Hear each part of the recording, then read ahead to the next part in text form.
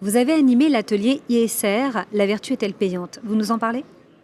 Ce qu'on a observé d'une manière générale, c'est que l'investissement socialement responsable permet de générer ce qu'on pourrait appeler un dividende social ou socialement responsable, parce que ce qu'on investit, c'est finalement de l'argent des épargnants, soit de manière directe, soit de manière indirecte via des tiers, et que finalement, via un phénomène de circularité, il va retourner aux épargnants à moyen et long terme, parce qu'il l'aura fructifié, mais il aura fructifié de manière socialement responsable.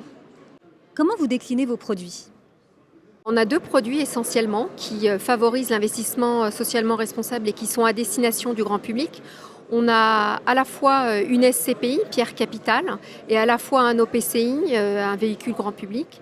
Et finalement, ces deux types de fonds favorisent tout ce qui est investissement socialement responsable via le critère E, qui est le critère de l'environnement, en termes de performance énergétique, sur la consommation de CO2, sur la décarbonation du portefeuille, sur la biodiversité par exemple, mais aussi sur le critère S, responsabilité sociale et sociétale, et sur comment finalement les investissements qu'on fait s'inscrivent dans une dynamique de long terme qui est vertueuse finalement pour l'environnement immédiat ou plus global. Donc voilà, deux produits qui à la fois favorisent l'investissement socialement responsable et qui surtout sont mesurables en termes d'impact, puisque nous mettons à disposition une plateforme où nous pouvons finalement screener les différentes performances associées à ces différents fonds.